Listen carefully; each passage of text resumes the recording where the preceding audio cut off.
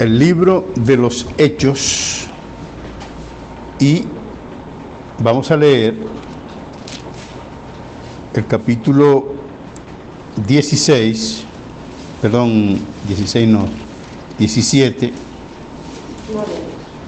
versículo 30 y 31. Allí vamos a trabajar más que todo en ese versículo 30 y 31, porque hoy vamos a hablar del juicio final y vamos a conducirlos hasta Cristo como el modelo para el juicio.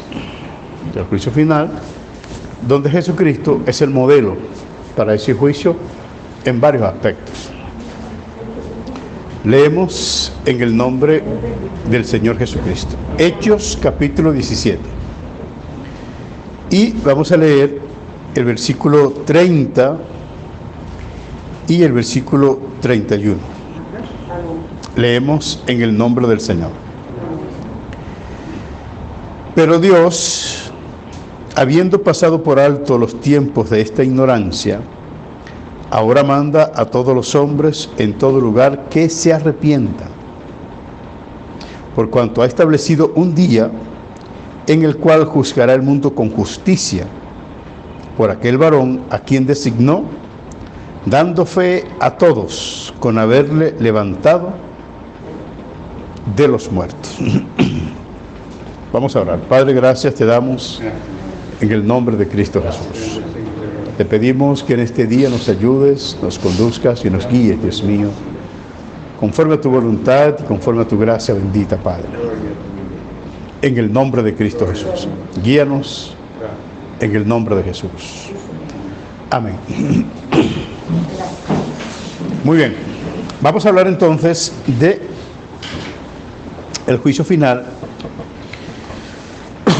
Y vamos a tener como punto referencial a el Señor Jesucristo como modelo y como referente para ese juicio final. Me gustaría que se pudiera, tomando la línea de pensamiento que traemos de la semana pasada, donde dice el apóstol Pablo que lo que será juzgado prácticamente en el juicio final es los secretos de los hombres. Pongan esos teléfonos en vibrador o en modo avión o apaguen. Va a juzgar los secretos de los hombres. Y ese es un punto importante donde todo aquello pues que el hombre tiene guardado, tiene oculto, que nadie lo sabe, algún día lo va a saber.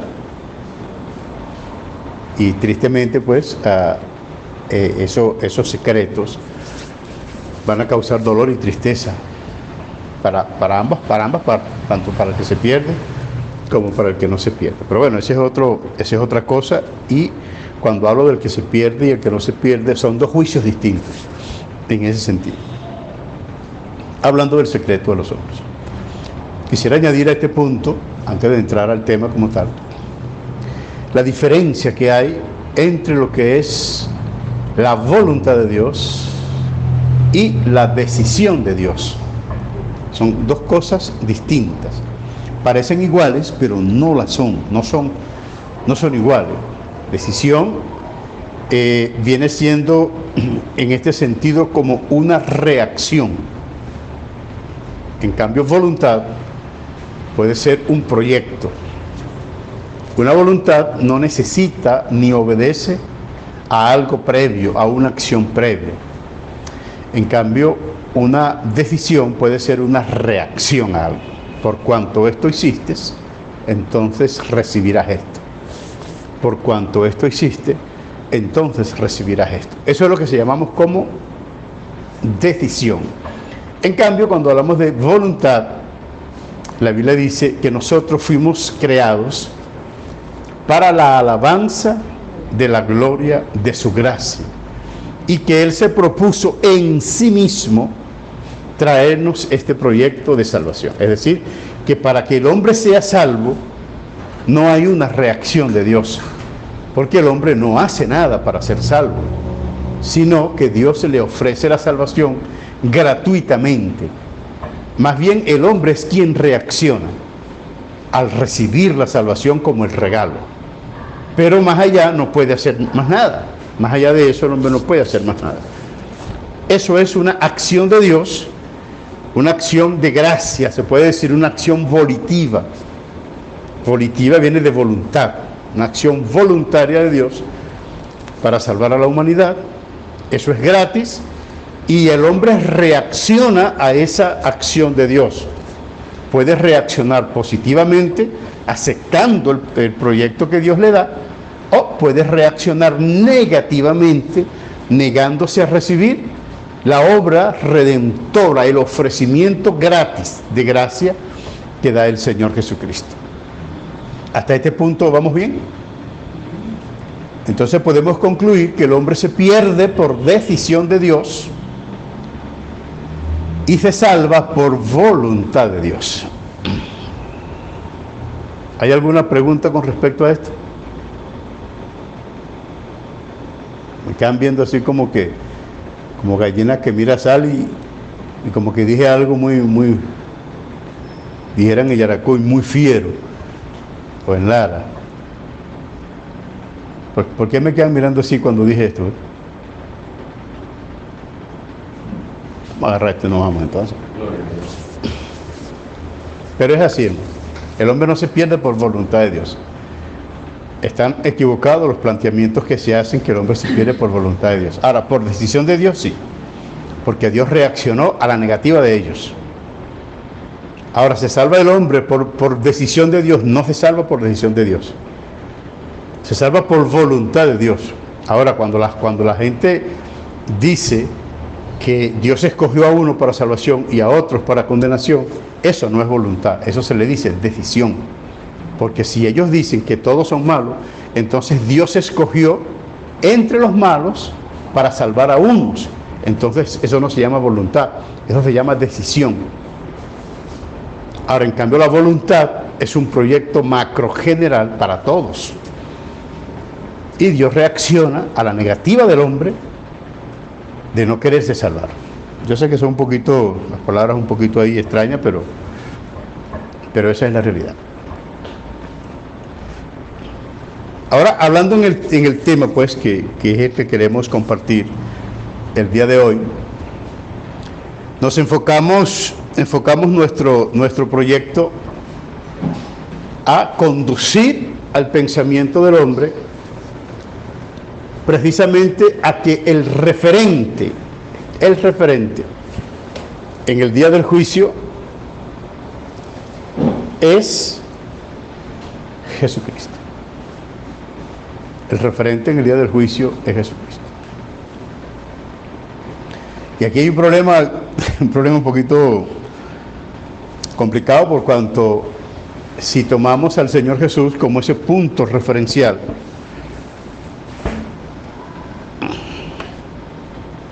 tomamos al... le va a ser difícil que la gente sea salva, ¿verdad? Menos mal. Y evidentemente estamos viendo que ninguno de los que están allí son salvos. Es claro, porque si vamos a tomar el referente del Señor Jesús para un juicio, todo el que vaya a juicio para entrar y tomar a Jesús como modelo, ninguno se puede salvar. Sencillamente porque Jesús no pecó y todos los demás pecamos. Además de eso, que nuestros pecados no tenían razón de ser. O como podemos decir, hermano, yo pequé porque yo soy hombre y todos los hombres son pecadores. No es verdad. Todos los hombres no son pecadores, porque Cristo es hombre y no es pecador. Ya por ahí podemos decir que aquel silogismo que pudiéramos decir, aquel pensamiento que te conlleva automáticamente a una resolución, es decir, a una conclusión, al decir, bueno, yo soy hombre y todos los hombres pecan. Es decir, todos los hombres pecan y yo soy hombre. Entonces, como yo soy hombre, yo también peco. Yo decir, no, todos los hombres no pecan. por lo menos podemos decir con seguridad que todos los hombres no han pecado. Hay un hombre que no pecó, aleluya, y se llama Jesucristo. Y ese es el que va a estar como referente en el día del juicio. De modo pues que vamos a analizar esa visión de Cristo como modelo en el día del juicio final. Y verdaderamente, amados hermanos, no hay forma, por más excusas que de hecho las van a utilizar los hombres condenados, por supuesto, en el día del juicio final, para manifestar sus pecados. Bueno, hermano, en el día del juicio, cuando Dios consulte o llame a las personas, eso tiene que ser algo espeluznante, los hombres se van a defender, y ya eso lo hemos hablado, pues. Ya lo hablamos la semana pasada, cómo el hombre va a tratar de defenderse delante de Dios para excusar sus pecados. Y Dios le va a decir, bueno, mira, aquí hay un problema. Y el problema es que mi hijo vino al mundo. Y no vino solo como Dios, vino también como hombre. Y no estimó el ser igual a Dios como cosa a que aferrarse, sino que se despojó, siendo humillado hasta la muerte, y muerte de cruz. Es decir, que Cristo, viniendo a este mundo como hombre, no pecó. De modo que todo aquel que quiera excusarse y decir que pecó porque es hombre, o porque las circunstancias lo llevaron a pecar, bueno, hay un problema allí, por cuanto Cristo, que estuvo en circunstancias difíciles y graves, no pecó. Aún en esas circunstancias no pecó. Entonces, volvemos al juicio, que todo juicio se hace un planteamiento de justicia. En ese juicio no hay misericordia. ¿Cómo hacemos aquí? Los testigos de Jehová están esperando el juicio. Y están esperando al Armagedón. Ellos dicen, ay, yo anhelo que llegue Armagedón. Y yo digo, esta señora tiene que estar un poquito tocada de la mente, porque ¿quién va a estar esperando que llegue Armagedón cuando la Biblia dice que en ese tiempo lamentarán todas las naciones de la tierra? Yo no estoy esperando al Armagedón, yo estoy esperando a Jesucristo. Y eso es una cuestión lógica, pues. Cuando nosotros enfocamos el planteamiento bíblico o de lo que es la iglesia, hermano, bajo los conceptos solamente de la misericordia, hay mucha tela por cortar todavía. El hombre y la mujer que viven como se les antoja, que hacen lo que les da la gana, que pelean, que roban, que mienten, que hacen cualquier tipo de mal, y luego dicen, no, pero Dios es misericordioso y Él me perdona. No hay duda de eso. Seguramente Dios te perdona. Y evidentemente, como dice la Biblia, Dios perdona. Pero la justicia llega. Es decir, que Dios te perdone no significa que Dios no te castigue. Y dice la Biblia, de ninguna manera te dejaré sin castigo. Entonces, cuando usted busca el perdón sin pagar, usted ama la impunidad y usted no ama la justicia. Y eso es un punto que a mí me gustaría que quedara bien centrado en el pensamiento de los hombres, de las mujeres. Y gracias al Señor que la Biblia es inspirada por Dios y no por hombres. Me acuerdo que una vez estaba por Portuguesa y estaba con un anciano por allá, en aquel Agustín Díaz, me acuerdo que se llamaba aquel anciano. Un cantante, muy buen cantante, muy buen contrapunteador. Le decían el padre de los copleros. Bueno, no le voy a contar lo demás, nosotros cantamos. No me va a tocar. Más bien el hombre me invitó a seguir cantando por otro lado. Yo dije, estoy ocupado, no puedo ir para allá. Entonces, yo me acuerdo que a él cuenta una anécdota, ¿no? Que alguien le preguntó, ¿cómo tú sabes que la Biblia es escrita es el libro verdaderamente de Dios? Y él así, con su manera dicharachera, él dijo, pues muy fácil, dijo él. Y yo paré la oreja para ver qué decía ese anciano, para él decir que la Biblia era el libro de Dios. Y él dice, ahí dice que los borrachos no van al cielo. Entonces quiere decir que el que le inspiró no es borracho, uno. También dice que los ladrones tampoco van. Entonces el que le inspiró tampoco es ladrón. Dice que los fornicarios, ni los adúlteros, ni los mentirosos, ni los injustos, ni los homosexuales, ni los cobardes, ni los incrédulos. Y le hizo una retahíla. Y él dijo, el que inspiró ese libro no es nada de eso. Entonces tiene que ser Dios, porque no, yo no conozco un hombre que no sea nada de eso. Y yo estaba escuchando, yo dije, es verdad, hermano. Es decir, que el mismo carácter de la Biblia define que es un libro que no es de un pensamiento humano. Pudiéramos decir que si el libro fuera de un pensamiento humano, ese juicio no se da. Ese juicio no se da, porque imagínese usted, hermano, que sea usted el juez y que uno de sus hijos sea el pecador. ¿Aló? Usted no le dice, no, tú eres hijo mío, apártate porque que tú estás bajo la promesa. No es así. Y por eso es que es bueno que se entienda que Dios no tiene primos, no tiene tíos, no tiene sobrinos, ni tiene nietos. Dios solamente tiene hijos. Y los hijos de Dios aman la justicia y aman el juicio. Así que usted está en su casa y analice que todo lo que usted está haciendo, usted tiene que dar cuenta por eso.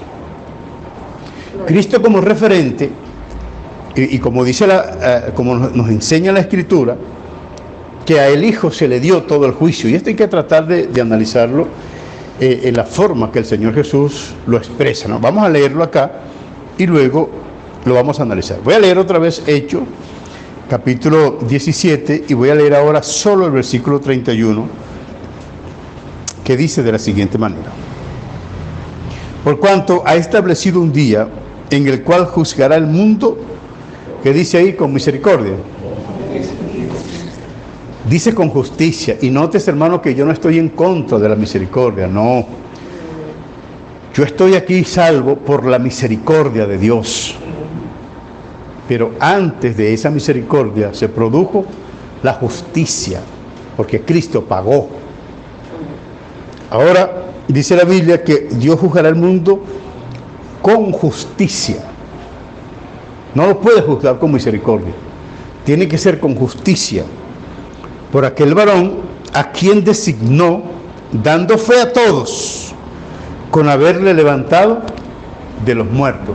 Con razón, el apóstol Pablo, en el libro de Romanos, capítulo 1, creo que es el verso 4, déjeme buscarlo por aquí para ver si lo encuentro, dice que bueno, que Cristo, una vez resucitado, dice que fue declarado Hijo de Dios con poder, según el Espíritu de Santidad, por la resurrección de entre los muertos. Volvemos al punto de que Cristo es declarado Hijo de Dios por la resurrección. Y aquí nos está diciendo la Biblia que Dios designó a un varón, dio fe de ese varón, honró a ese varón, habló de ese varón. Estamos hablando de un varón, estamos hablando de un hombre, y ese hombre se llama Jesús. Entonces Dios dio fe a todo el mundo con decir, Él se levanta, todos aquellos que en Él creen no serán condenados, pero todos aquellos que les rechacen serán juzgados por Él. Es decir, y cuando hablamos que serán juzgados por Él, vamos a analizar por Él. O sea, si decimos que será juzgado por Él, podemos tomarlo desde la perspectiva, tal vez no tenga el concepto lingüístico como para definir estos términos, ¿no? Pero yo voy a tratar de decirles, y ustedes más o menos, que son inteligentes, van entendiendo esa parte allí, que a mí pues se me dificulta explicarse. Vea, por Él puede ser de Él como persona, es decir, que Él lo va a juzgar. Ustedes serán juzgados por Él. Ese es un punto. También puede ser por causa de Él. Es decir, que no sea Él el que está juzgando, pero sino que se haga el juicio por algo que pasó con Él. Es decir, Él es el motivo del juicio. ¿Cómo yo puedo explicárselo de otra manera? Que el hermano tal quiere hacer una casa para vivir y él dice, yo estoy haciendo esta casa por mi esposa. Y la esposa está en la casa, guindea un chinchorro en otra casa.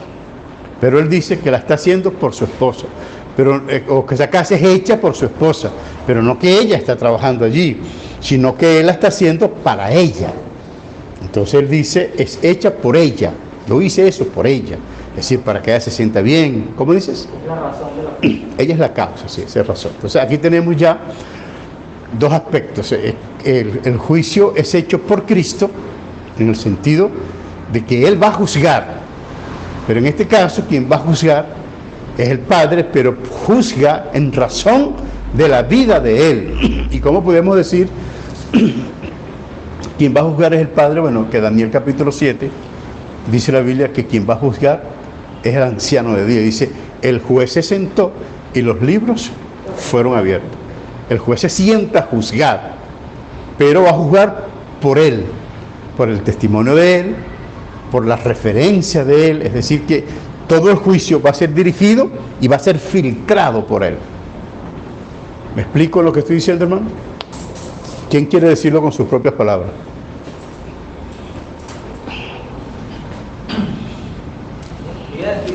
Aquí esto y lo que quería decir antes. Ah, caramba. La mano, sí, yo pensé que tú me levantaste la mano.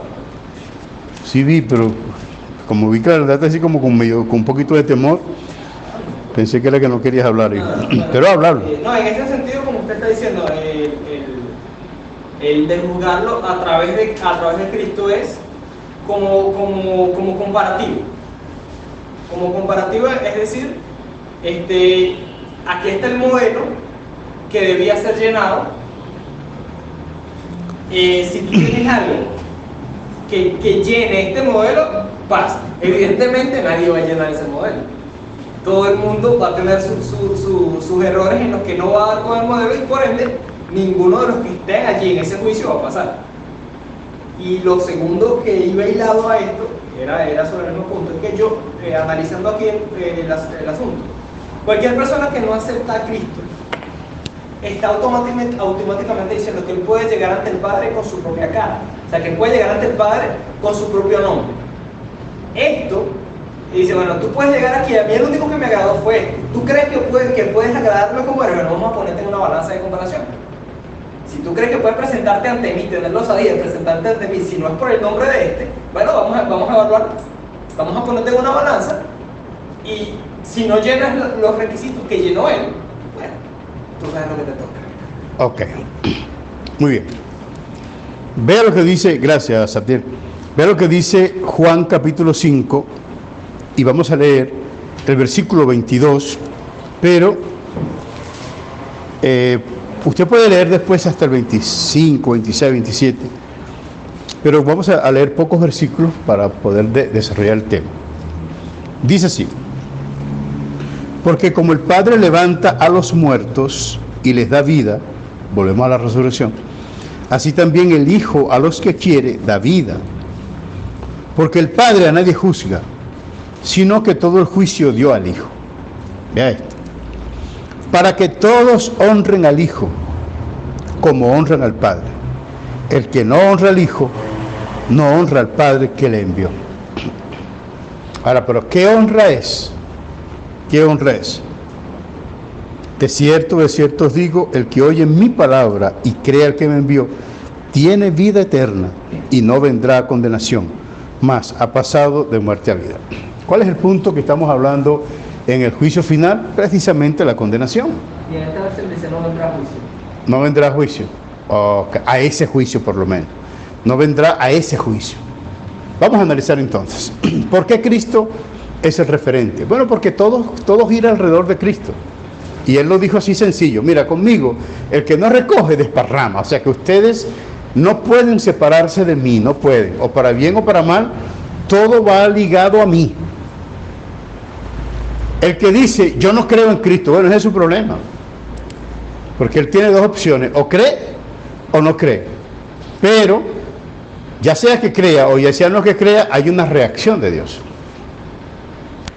¿Crees o no crees? ¿Qué dice la Escritura? que toda lengua confesará que Jesucristo es el Señor. Ahora, ¿es necesario que Cristo esté ahí en el día del juicio? Claro, hermano, porque toda lengua tiene que confesar que Jesucristo es el Señor. ¿Y cuál es la idea? Que el juicio le es dado al Hijo, dice Cristo mismo, para que todos honren al Hijo. Qué triste que los condenados tengan que honrar al Hijo justamente en un momento cuando ya no tiene sentido para la salvación. Hermanos, yo me estoy explicando con suficiente claridad para que usted me entienda. ¿Hay alguna duda? El hermano Héctor tiene una duda. Cuando usted habla de ser referente es porque, incluso pensando pues, Cristo ese día del juicio, como dice Daniel, que cuando Daniel dice que un juez debía ser un anciano de día. Un anciano de día. Igual el Hijo debe estar ahí, por ser el referente, por ser el modelo, motivo y modelo. El motivo del juicio es Cristo, y el modelo... Hermano Héctor, motivo y modelo. Exacto. Y modelo. Es referente, pues porque cualquier persona se va a querer de alguna forma justificar y va a tener ahí el referente. No hay forma de que pueda de alguna forma ser librado, pues, ser librado. Ahora, yo digo que la forma de honrar es aceptar sus pecados. La persona en el momento que está en el juicio final, él acepta sus pecados y automáticamente al aceptar sus pecados es porque de alguna forma le está honrando al Hijo. Esa es una forma de honrar al Hijo, aun cuando la persona que está presente ahí o el alma que esté presente ahí ya no puede hacer nada para condenación. Pero nada más que el aceptar él la culpa, automáticamente está honrando al Hijo. La honra es del Hijo. ¿Cuál es la causa de que Jesucristo sea al mismo tiempo causa y al mismo tiempo referente? Va a ser causa para los que no creyeron y se perdieron. Y va a ser referente para los que creyeron y se perdieron. ¿Cree usted que hay personas que creyeron y se perdieron? ¿Ah? Muchos. Entonces, esos que creyeron y se perdieron, ellos van a utilizar otro tipo de excusas que aquellos que no creyeron y se perdieron. Bueno, el que puede utilizar excusa, el filósofo, por decir algo. El filósofo ateo, que dice, yo no creo en que Dios exista.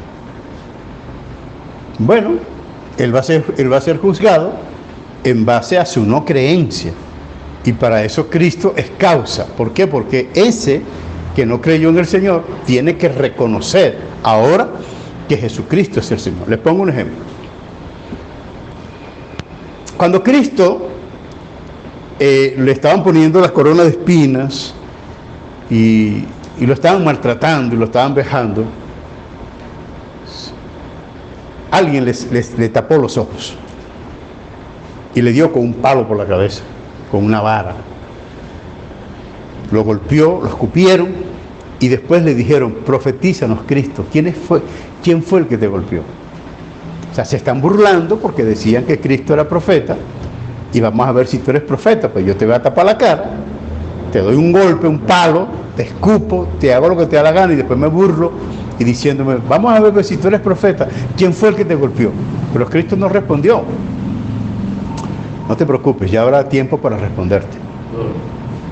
O el hombre que estaba en la cruz, que le dijo, mira, si tú eres hijo de Dios, entonces bájate de esa cruz, sálvate a ti mismo y sálvanos también a nosotros.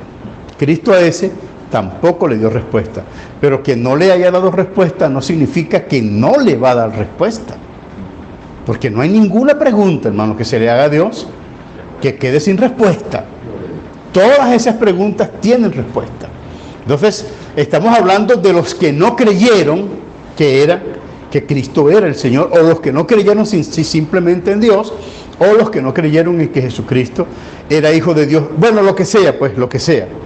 Lo que sea, la gran cantidad de pensamientos que se han levantado durante el curso de la historia, porque el pensamiento cristológico es muy grande, hermano. Yo puedo mencionarle por lo menos tres.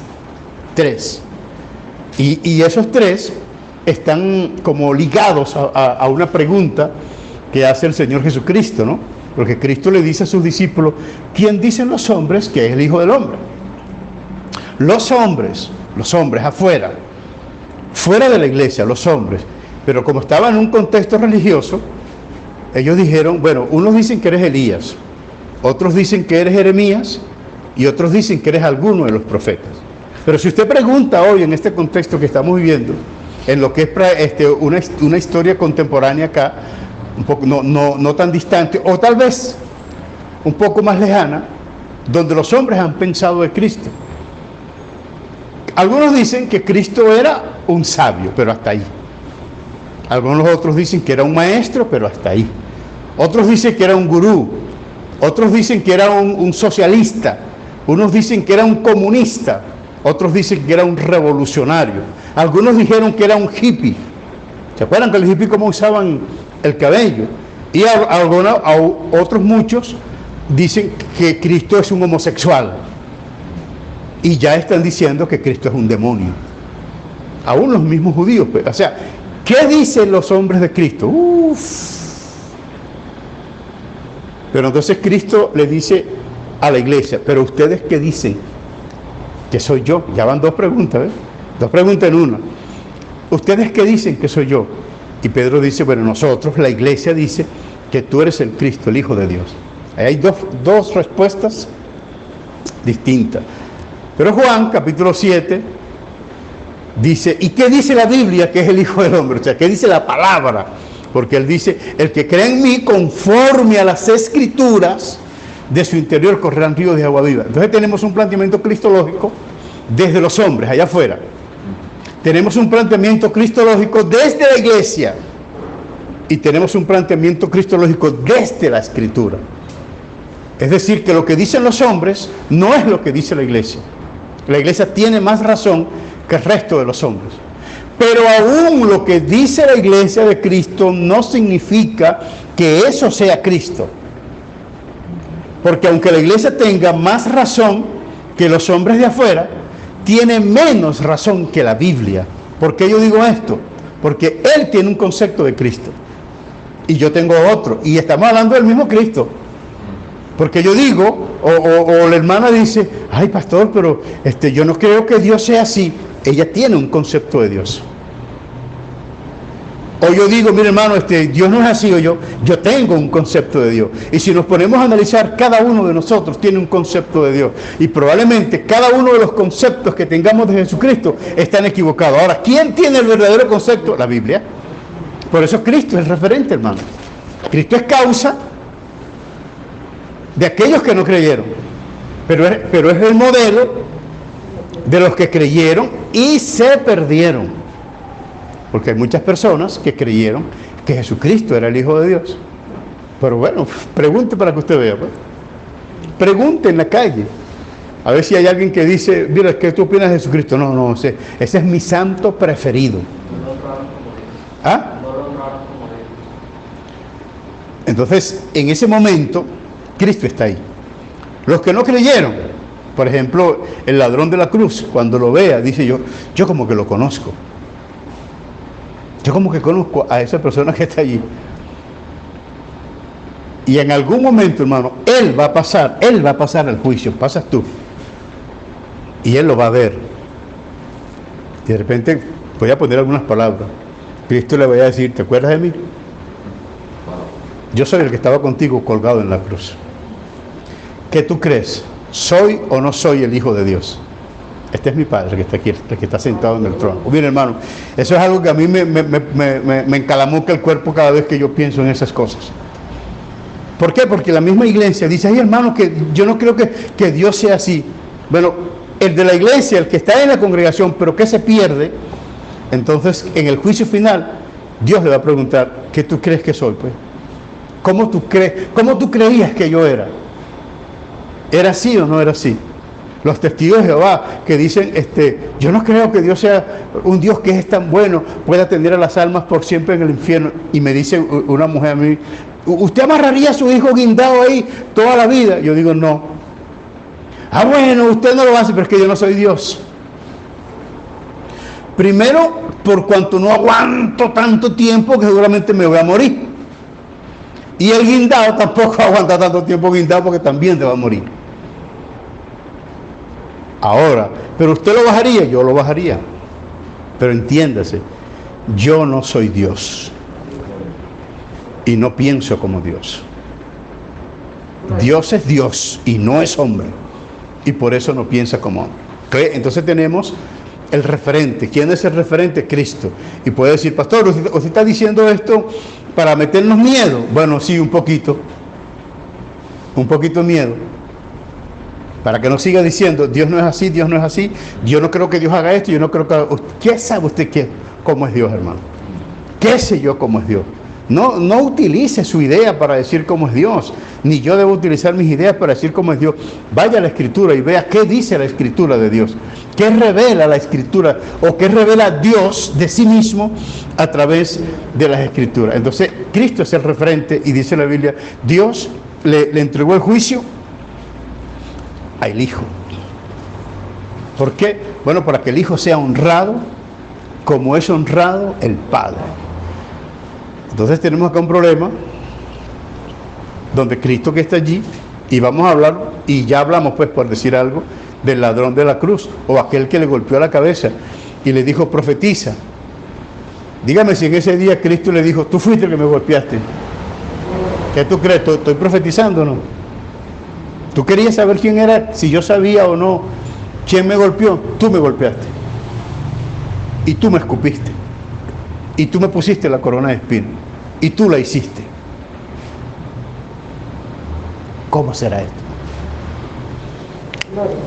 Pero usted me ven así como que yo fuera un extraterrestre. Yo soy su hermano. Y Cristo lo puede hacer, puede decirle así. Sin duda, ¿no? Porque toda rodilla y toda lengua confesará y va a decir, no, Él es, verdaderamente Él es. Porque en eso consiste el asunto, pues. En que el mundo incrédulo, el que no creyó, diga, no, verdaderamente es, Él es, ajá, pero ¿qué es razón? Ya, ¿qué hay ya después que esto, que han pasado todas estas cosas? Esto es para el incrédulo, ahora para el creyente, hermano. Para el creyente que pecó, el que mintió y dijo, oye, Señor, yo mentí porque no había razón de que no mintiera, mire, me andaban buscando, me andaban persiguiendo, y Dios sencillamente puede decirle, ¿qué dices tú de esto, Jesús?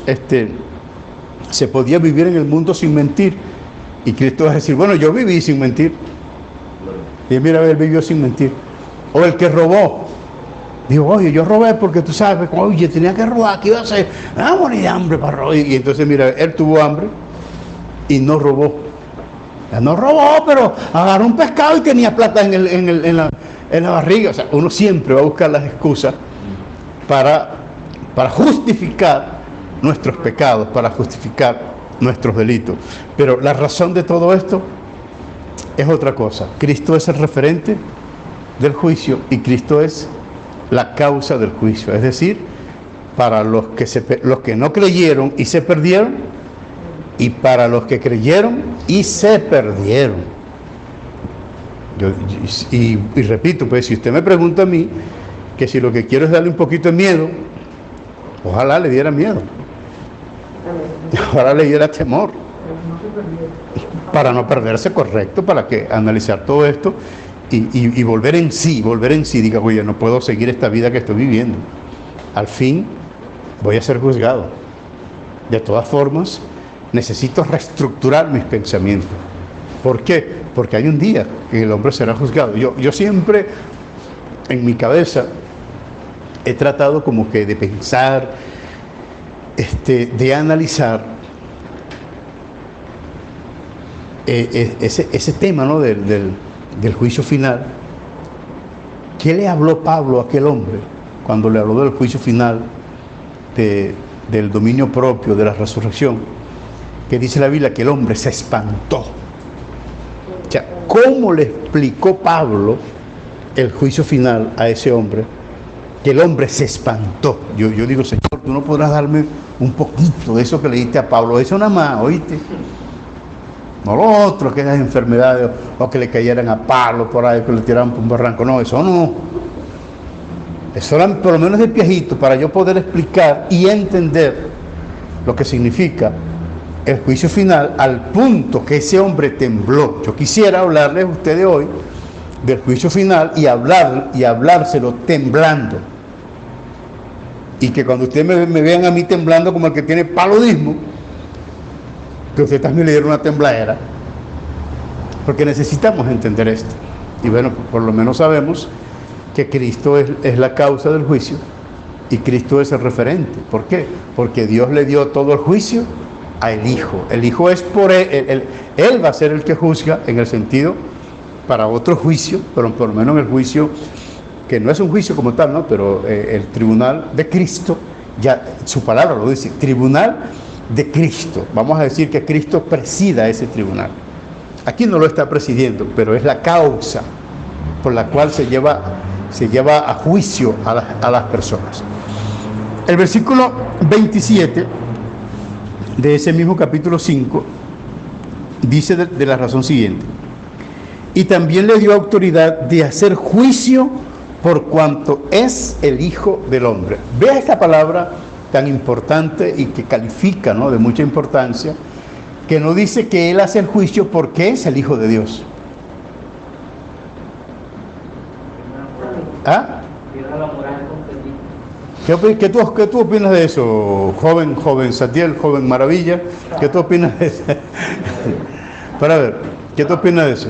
Tomando precisamente esas mismas palabras que mencionaba hace un momento, o sea, y es que verdad que es interesante que diga, es porque es el Hijo del Hombre, o sea, Él fue hombre, y como Hijo de Hombre hizo lo que tenía que hacer el Hijo del Hombre, lo que tenían que hacer los hombres. Él tiene su moral entera para pararse enfrente de los demás hombres, de todos los demás hombres, y decirle, así era que se tenía que hacer. Esto fue lo que ustedes me hicieron. Ok. ¿Alguien más quiere hablar? ¿Usted, señor? Muy bien. Clarito. ¿Ah? Clarito. Está clarito, qué bueno. Dios, en su condición de Dios, va a juzgar a los hombres. ¿Eso no parece un poquito disyuntivo?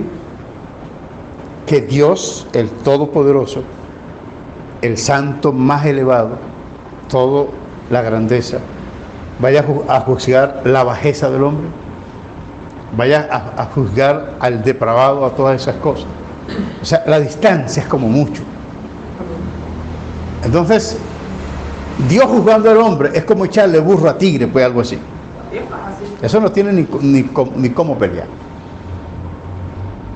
Entonces, el hombre podía decirle a Dios, ¿tú me vas a juzgar a mí? No, claro, sentado en ese trono y ese poco de candela por todas partes, y ese poco de ángeles, tú no comes, no bebes, no duermes, no tienes necesidad de ir para el baño, no tienes necesidad de tener relaciones sexuales. No, eso está fácil para ti.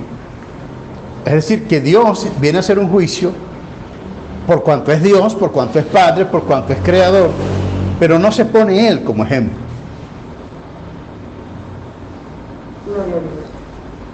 ¿Me doy a entender, hermanos?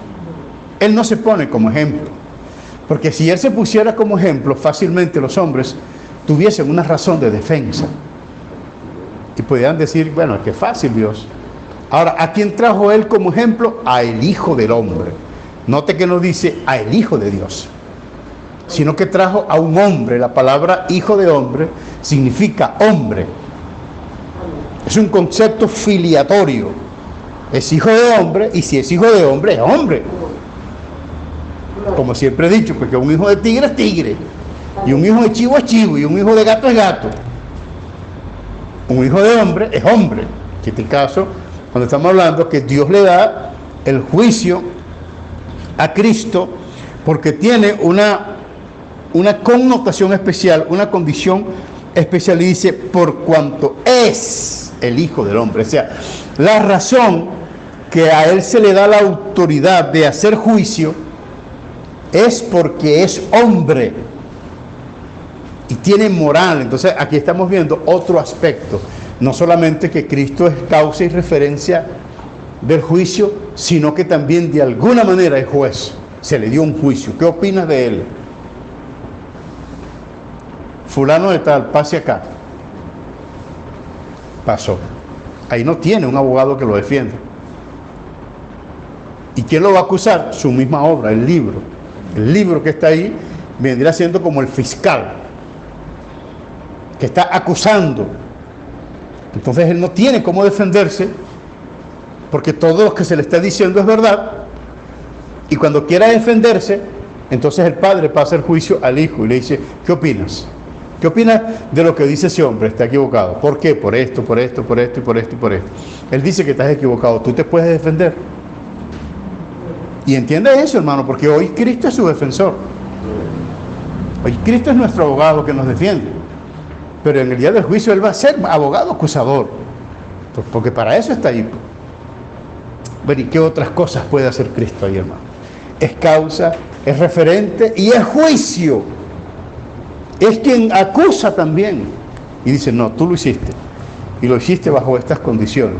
Y no me puedes decir a mí que no podía hacerlo distinto, porque yo también viví eso. Yo viví eso. Yo fui tentado hasta más que tú. Dígame a los adultos, hermano. Yo conozco un hombre horroroso. Eso parece que le hubieran hecho la cara, no sé, a palo, con los pies, no sé. Y él decía que él no podía dejar de pecar porque Dios lo hizo así. Y yo dije, mira, pues. Entonces, ¿qué podría decir Cristo cuando la Biblia dice que es la perfección de la hermosura? Donde dice la Biblia que la gracia se derramó sobre él. Donde dice la Biblia que él es escogido entre 10,000. Cuando dice la Biblia, he aquí que mi amado es como un lirio entre los espinos. Vea la belleza de Cristo. Que Leonardo DiCaprio, ni que nada, Tony Curtis. Bueno, hablo de Tony Curtis, la gente pensaba que se me cayó la cédula. ¿Tú sabes de eso, tú? De Tony Curtis y de esas cosas. Pero el que se quiera justificar en esas cosas, yo decía, pero mira, y Cristo va a decir, no viste nada.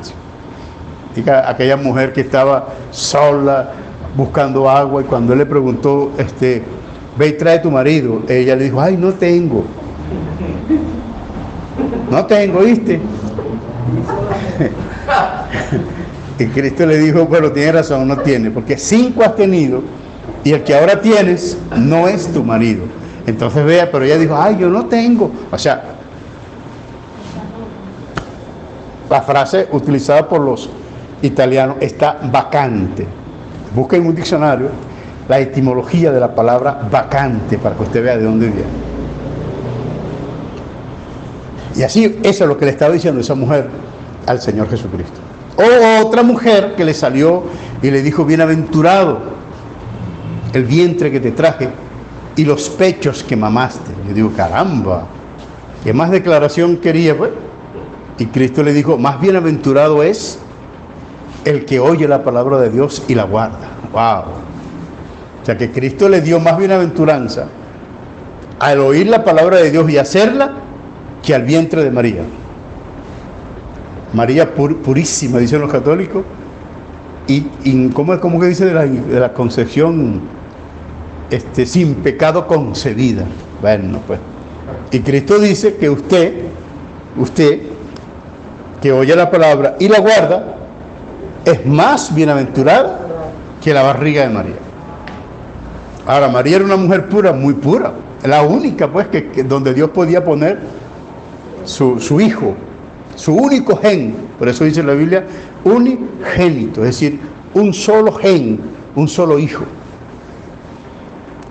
Entonces, Cristo fue abordado por todos los aspectos, fue tentado por todos los aspectos, y por eso dice, es hijo de hombre, y Dios le pasó el juicio al hijo. Yo me siento a juzgar, pero te paso el juicio a ti, porque tú fuiste el que estuviste como hombre en la tierra, y tú fuiste el que recibiste en carne propia todos esos problemas que el hombre tiene, todos esos avatares, de modo que no puede haber otro referente para el juicio que no sea Cristo. No puede haber otra causa para el juicio que no sea Cristo, y no puede haber otro juez para el juicio que no sea Cristo. Todo converge en Cristo. ¿Quieren decir algo? Muy bien, habría muchos versículos que no pudiera leerlos ahora por cuanto no nos va a dar tiempo. Pero ahí está Cristo en todos los aspectos. Y otra cosa que yo veo en el momento del juicio, hermano, es que la Biblia dice el libro de Daniel, dice, los libros fueron abiertos, dice, el juez se sentó y los libros fueron abiertos. Eso está en el libro de Daniel, capítulo 7. Pero en el libro de Apocalipsis, añade Dios otro libro. Y dice, los libros fueron abiertos, y luego dice, y otro libro fue abierto, el cual es el libro de la vida. Hay muchas conjeturas, pues, de si son libros verdaderos, que si son libros reales, que si son... Yo a veces me pongo a analizar, y sin dudar ninguna de esas cosas, porque pueden suceder, no sé. Ese es un mundo espiritual y hay muchas cosas que pueden ser o que no ser. Pero ¿cuántas almas hay en el mundo, hermano?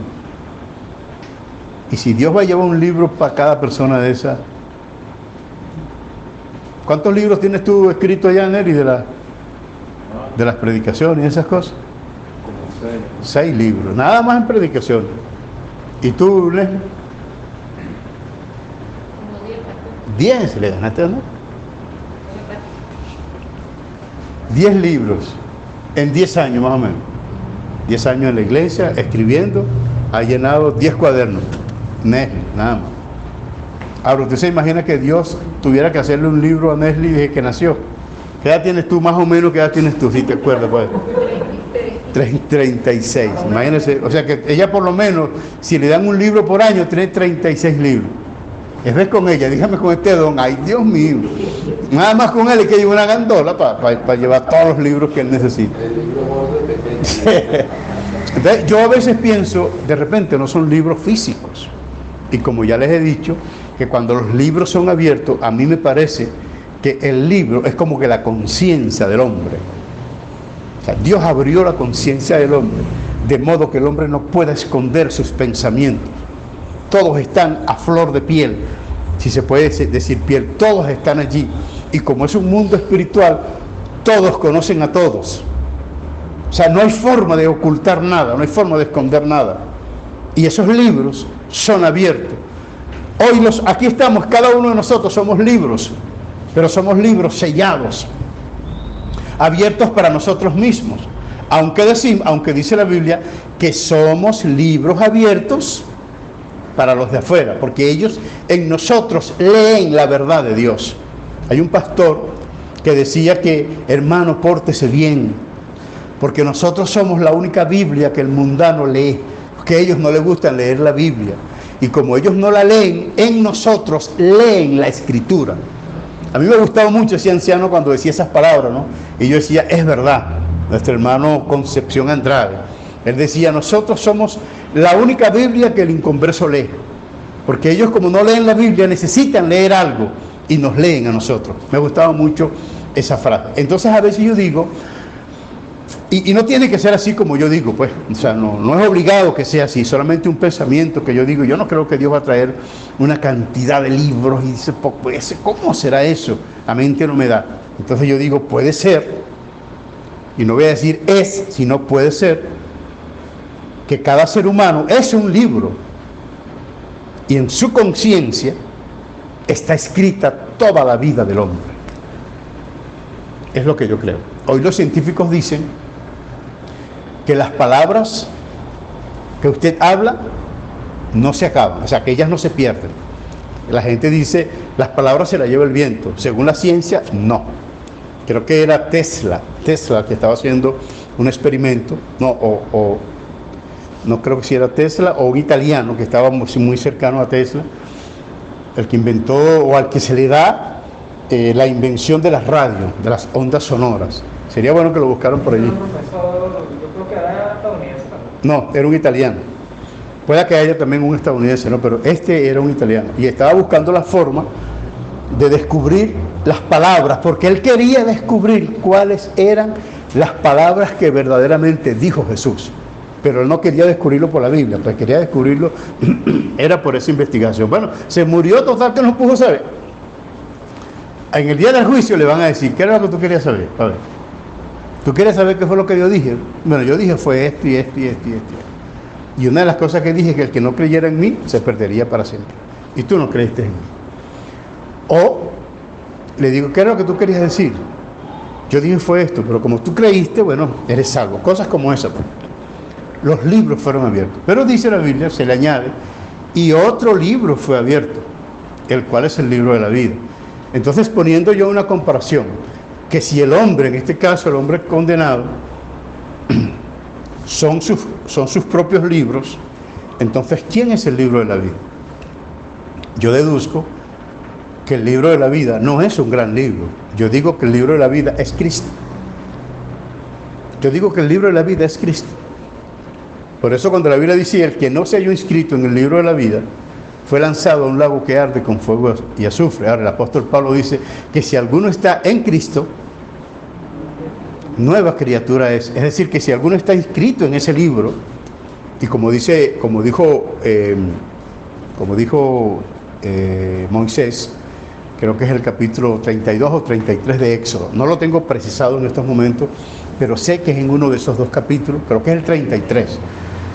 Creo que es el 33 y posiblemente sea el versículo 33, si tiene 33, ese capítulo donde Moisés le dijo al Señor, mira, si tú no perdonas a este pueblo, entonces bórrame de tu libro que has escrito. ¿Es ese? ¿Ah? 32. Seguro, yo como que leí en otra Biblia 33. No, dice 32. Ah, bueno. Perdonen ahora su pecado, Ok. no traen ahora del libro que han escrito. Entonces el 32. y Dios, ¿qué le respondió el Señor? Para ver. Dice, y Jehová respondió a Moisés, al que pecare contra mí, a este traeré yo de mi libro. ¿Ves? Que los pecadores estaban escritos en ese libro, pero Dios los borró. ¿Cuándo? Cuando murieron. Murieron sin Cristo, fueron borrados, fueron apartados de Cristo, definitivamente. Fueron borrados. Entonces hay ese problema donde dicen, no, el que se salvó una vez ya no se pierde porque nadie puede ser borrado, pero aquí la Biblia dice que puede. Eso es forzar el texto. El calvinismo forza el texto y dice, salvo una vez, salvo para siempre. Ahí dice que no. Y recuerdo que ya les comenté esto, pues, cuando yo hablaba con un profesor de teología y él dice, bueno, ¿por qué el hombre es pecador desde antes de nacer? Y yo digo, no puede ser. No puede ser, porque si Cristo murió antes de la fundación del mundo, entonces el hombre recibió el perdón antes de la fundación del mundo. Y él me dice, pero es que la Biblia dice que todos fuimos destituidos de la gloria de Dios. A eso yo añado y replico al decir perfectamente, si fueron destituidos, significa que estuvieron allí en algún momento, porque nadie puede ser destituido de un lugar donde no está. Nadie es destituido de un cargo que no tiene, de un lugar que no tiene. Yo deduzco y concluyo al decir que si fuimos destituidos es porque estuvimos allí. Moisés dice algo parecido. Moisés dice, bórrame del libro que has escrito. Y Dios le dice, no te borraré, porque al que pecare contra mí, a ese borraré de mi libro. Entonces, ¿cuál es el libro de la vida? Según mi criterio, Cristo es el libro de la vida. Hay un teólogo español, muy, muy buen teólogo, por cierto, creo que llaman Evis Carballosa, algo así, y él en una entrevista que le hicieron, él trató pues como según mi criterio de banalizar ese planteamiento, y él dice, no, la Biblia no dice que serán borrados. Es más, en los originales griegos, él conoce muy bien el griego, en los originales griegos no dice libro de la vida, sino dice árbol de la vida.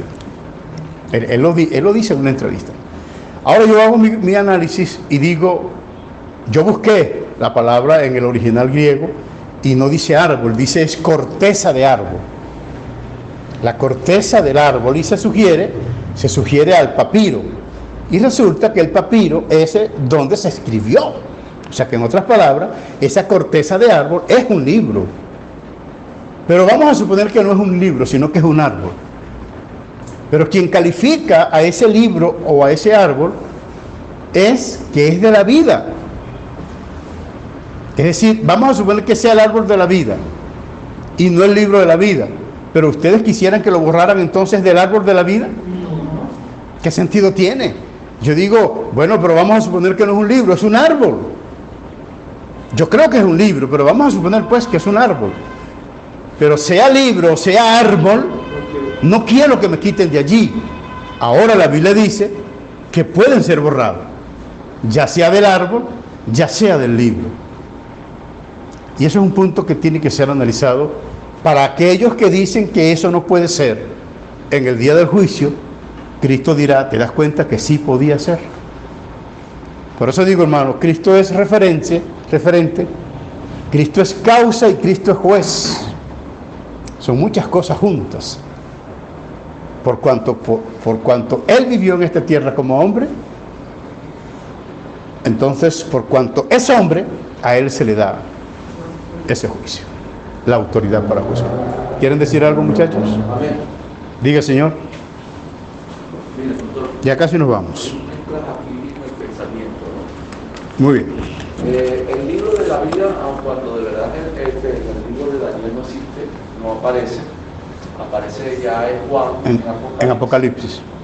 Y entendiendo pues que Cristo murió por todos, y Cristo es el libro de la vida, a mi criterio, pastor, yo creo que el hombre es borrado del libro de la vida en el momento que es juzgado. En ese momento, ya cuando él acepta su pecado, Es posible. en ese momento es cuando Dios lo saca del libro de la vida. Es decir, O tal vez lo hizo antes, porque dice el que no se halló inscrito. sí, porque es que le digo, como tenemos delante de nosotros un Dios justo, y él tiene que de alguna forma hacer ver al hombre de su pecado. Cuando él acepta su pecado, ya entonces no tienes parte en el libro de la vida, te saca. Por eso es que cuando dice, y otro libro fue abierto, el cual es el libro de la vida, me da a entender que en ese momento, pastor, es cuando el hombre realmente es sacado, digamos, de la presencia de Dios por completo, y van a quedar ahí en ese libro de la vida los que son salvos. Correcto. Pero en ese momento, lamentablemente, cuando ya van a ser lanzados al lobo del pueblo y azufre, es cuando el hombre acepta y es borrado. Oye, es muy triste porque hasta ahora hemos visto pues que Dios nos ha dado una oportunidad, ¿no? Y ahorita cuando estaba hablando de Pablo, cuando Dios le permitió a Pablo ver ciertas cosas, pero me llama la atención, pastor, que, oye, ¿cómo fue lo que le hizo ver Pablo, el Dios a Pablo? Dominio propio, pastor. De manera que si hay algo que lleva al hombre a la condenación, es por su dominio propio. Es decir, Dios te dio la capacidad para decidir o hacer el bien o hacer el mal. Correcto. Amén. Sí. Bueno, quiero, con respecto a esto, hermano Héctor, cuando el libro de la Biblia es abierto, parece que los que estaban borrados ya no estaban allí. Porque dice, no se halló, fueron buscados. Y cuando fueron buscados, no fue hallado. Ahora, si dijera, por decir, bueno, aquí estás, pero te borro porque no hiciste las cosas. Yo deduzco, y esto parte especulativa, que cuando el hombre muere sin Cristo, es borrado del libro de la vida. Cuando muere sin Cristo. Sin necesidad de ser llevado al juicio, porque de hecho al estar ya en condenación es porque no está en el libro de la vida, ya ha sido borrado. Solo que en el día del juicio se le va a decir por qué fue borrado y por qué no es salvo. Se le va a aclarar, y sobre todo cuando tenemos a Cristo como referente, lo tenemos como causa y lo tenemos como juez. Dios, hermano, qué cosa, y como fiscal pudiéramos decir también, qué cosa tan terrible que el mismo ser que murió para interceder por nosotros, para salvarnos y para decirle al Padre, yo muero por ellos, es el mismo que está en el día del juicio diciendo, abogo para que sean condenados por los siglos de los siglos. Dios, el Señor amante y bondadoso,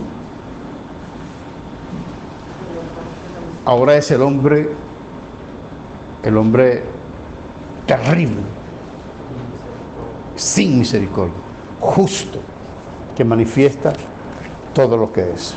Yo creo que hay razones para temer, tenemos razones para temer, y razones muchas.